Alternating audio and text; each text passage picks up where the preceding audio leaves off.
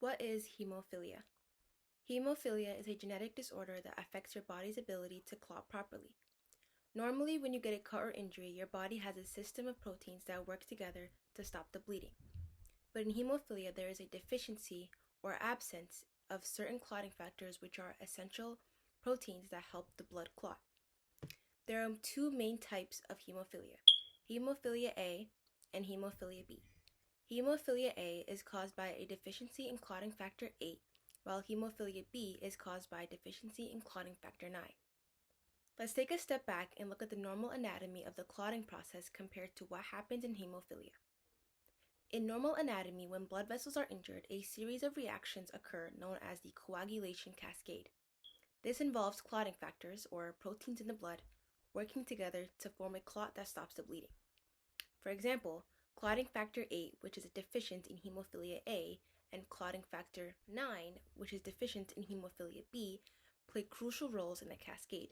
When you don't have enough of these clotting factors, the clotting process is interrupted and bleeding continues longer than normal. To put it simply, in regular anatomy, clotting factors are like building blocks that help you stop bleeding.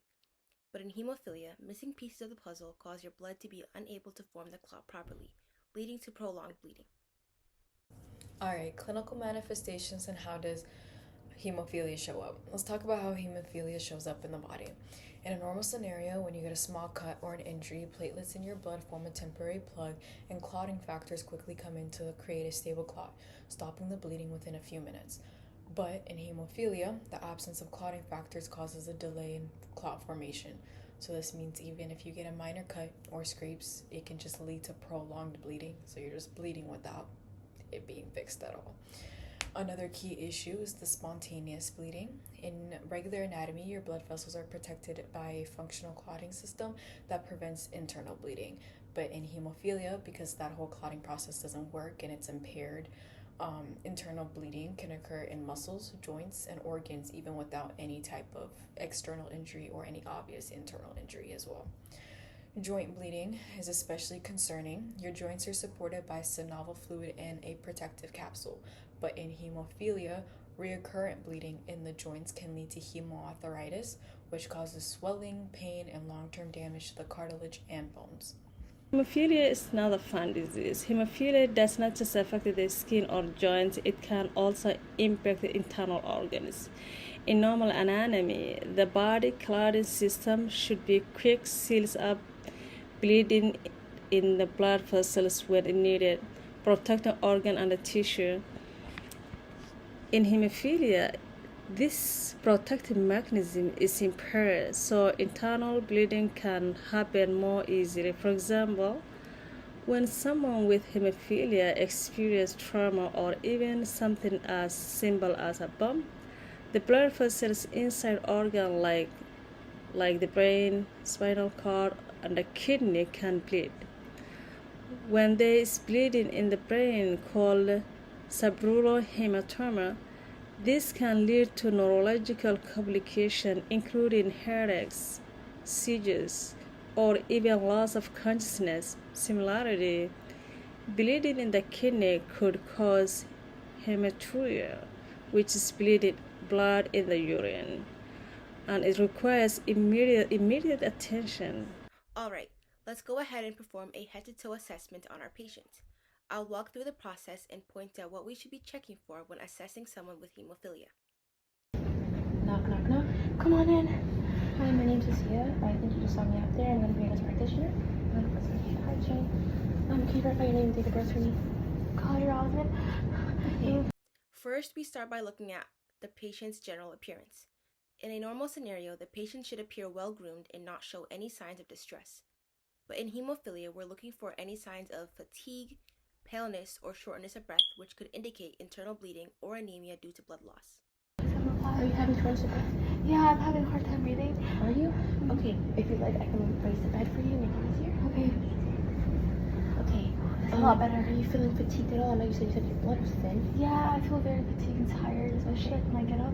When you get up? I mean, we could do a head-to-toe assessment, but I'll be focusing a lot more on your the concerns that you said you had, which was, you know, a lot of the dizziness, the fainting spells, and the overall, like, you said your blood was thin?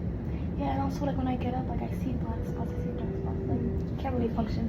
Okay, so I'm just gonna take a look at your skin. You do look a bit pale. I do feel pale, yeah. Is it okay if I palpate? Yeah, it's okay. Okay, you do feel a bit cold as well. Is it okay if I also do Yeah. your extremities? Okay, and then your lower extremities as well. Okay, thank you. Now let's check for bruising or visible cuts. Normally, any bleeding should stop relatively quickly in a healthy person, but in someone with hemophilia, even minor cuts or scrapes could result in prolonged bleeding. Check the patient's arms to see if they have any signs of unusual bruising or recent bleeding. I'm just gonna take a look at your legs. Is that okay? Yeah. Okay. Okay, so I do see a couple of bruises here. Do you know when these started and when this happened? About 4 or 5 days ago, I 4 or just 5? fell, and so I just had a cut ever since. You had a cut. Okay. It looks like it's still very bruised. Has it not Yeah. healed?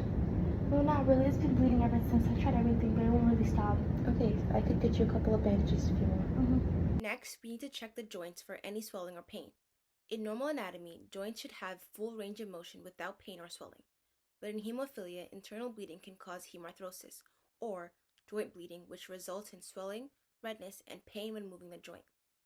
Check the patient's knee for any swelling or discomfort. Okay, so I'm just gonna palpate your joints now. Is it okay if I just tap and touch? Yes, okay. Okay, and then could you bend them for me?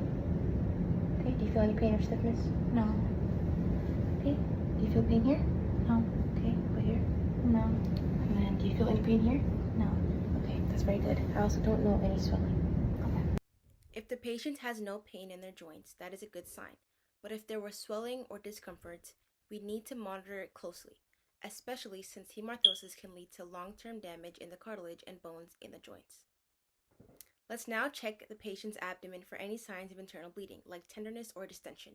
Normally, the abdomen should feel soft and not have any swelling, but in hemophilia, bleeding into the abdominal organs could cause pain or swelling, so you want to gently palpate the area. Now I'm just going to do a very short abdominal assessment. In a normal abdomen, there should be softness and no tenderness. So I'm just going to palpate that area and let me know if you feel any pain, okay? Okay. Do you feel any pain there? No. Okay. Any pain here? No. Do you feel any pain here? No. And then do you feel any pain here? No. Okay, perfect. Finally, check for any neurological signs. In normal anatomy, a patient should be alert and oriented, but with hemophilia, you need to watch out for symptoms of brain bleeding, like headaches, nausea, or any changes in consciousness. Check the patient's pupil and ask them a few basic questions. Okay, so now I'm just going to do a quick neuro exam. Can you tell me the President of the United States? Donald Trump? Good job. And then do you know where we are currently? I'm at the ER hospital room. Thank you. And then, are you feeling cold at all? Do you want me to get anything for you? No, not really. Okay. Or do you have any headache at all? Yeah, lately I've been having like a lot of headaches, but I think that's pretty normal. Okay, and what do you do for the headaches? I just take some ibuprofen, Tylenol to make it go away, but it usually just comes back after a while. Because I make sure I'm consistent with it. Okay, and you take any aspirin? Sometimes. Okay. And does that help at all? Yeah, it kind of does, but I also vomit a lot, since especially when I eat food. So get nauseous. Yeah, I get very, very nauseous. So lately I've been trying not to eat food, but I heard that's bad for you. Okay. So it does look like you are alert and oriented, but I could go and check if there's anything I could do for those headaches. Okay, thank you. You're welcome. So that's the head-to-toe assessment for hemophilia. The key things to remember are checking for bruising, swelling, joint pain or abdominal tenderness, and for any neurological changes. Regular assessments are important in managing hemophilia and catching potential bleeding issues early. All right, what to do in a crisis and how to help. So what should you do if someone with hemophilia starts bleeding, especially in an emergency situation? In normal anatomy, the body has mechanisms to stop bleeding. Platelets form a plug and the clotting factors form a stable clot. But in hemophilia, that natural clotting process doesn't work properly, so the patient will need a clotting factor replacement therapy. Factor replacement therapy is a treatment where the missing clotting factor is infused directly into the bloodstream, which can help the blood clot more efficiently. This is a life-saving treatment during the bleeding crisis. Also, for joint bleeding, the standard approach is RICE. RICE is an acronym that stands for Rest, ice compression and elevation to manage swelling. This can help reduce pain, prevent further damage, but factor replacement therapy is still necessary to address the underlying clotting issues. To summarize, hemophilia is a serious genetic disorder that impacts the blood's ability to clot. It's not just about bleeding longer. It's about the body's failure to protect the organ and joints from damage. With early diagnosis, regular monitoring, and a proper treatment, people with hemophilia can manage their disorder and avoid severe complications. But they need to stay vigilant and take action quick in crisis. Thank you for watching. We hope this video gave you a clear understanding of hemophilia and its impact on the body.